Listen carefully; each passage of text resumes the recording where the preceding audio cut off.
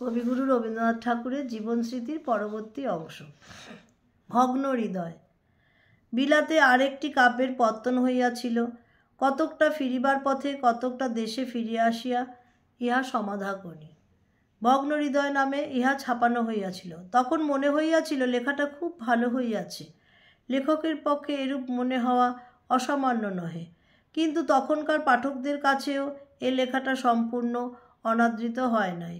মনে আছে, এই লেখা বাহির হইবার কিছুকাল পরে কলিকাতা ত্রিপুরার স্বর্গীয় মহারাজ বীরচন্দ্র মাণিক্যের মন্ত্রী আমার সহিত দেখা করিতে আসেন। কাব্যটি মহারাজের ভালো লাগিয়াছে এবং কবি সাহিত্য সাধনার সফলতা সম্বন্ধে তিনি উচ্চ আশা পোষণ করেন। কেবল এই কথাটা জানাবার জন্যেই তিনি তাহার অমাত্যকে পাঠাইয়া দিয়াছিলেন। আমার এই 18 বছর বয়সের কবিতা সম্বন্ধে আমার 30 বছর বয়সের একটি পত্রে যাহা লিখিয়াছিলাম এইখানে উদ্ধৃত করি।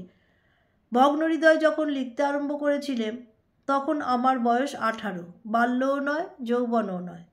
বয়সটা এমন একটা সন্ধিস্থলে যেখান থেকে সত্যের আলোক স্পষ্ট পাওয়ার সুবিধা নেই, একটু আধটু আভাস পাওয়া যায় এবং খানিকটা ছায়া।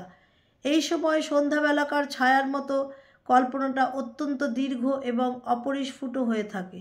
সত্যকার পৃথিবী একটা আজগবি পৃথিবী হয়ে ওঠে। মজা এই, তখন আমারই বয়স 18 ছিল তা নয়, আমার আশেপাশের সকলের বয়স যেন 18 ছিল। আমরা সকলে মিলেই একটা বস্তুহীন ভিত্তিহীন কল্পনালোকে বাস করতেম। সেই কল্পনালোকের খুব তীব্র সুখ দুঃখ স্বপ্নের সুখ দুঃখের মতো, অর্থাৎ তার পরিমাণ ওজন করবার কোনো সত্য পদার্থ ছিল না, কেবল নিজের মনটাই ছিল। তাই আপন মনে তিল তাল হয়ে উঠত। আমার 15-16 হইতে আরম্ভ করিয়া 22-23 বছর পর্যন্ত এই যে একটা সময় গিয়াছে, ইহা একটা অত্যন্ত অব্যবস্থার কাল ছিল।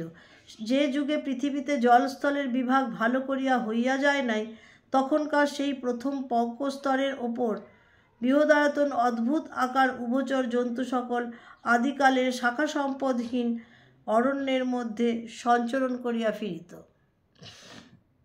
অপরিণত মনের প্রদর্শনাকে আবেগগুলো সেই রূপ পরিমাণ বহির্ভূত অদ্ভুত মূর্তি ধারণ করিয়া একটি নামহীন পথহীন অন্তহীন অরণ্যের ছায়ায় ঘুরিয়া বেড়াইত।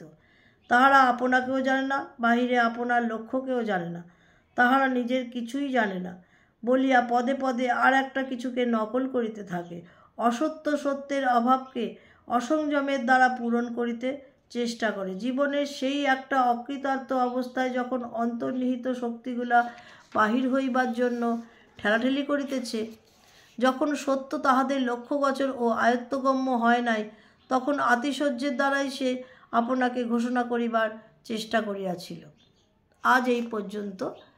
আমার পাঠ যদি ভালো লাগে তাহলে লাইক শেয়ার চ্যানেলটি সাবস্ক্রাইব করে দেবেন। নমস্কার।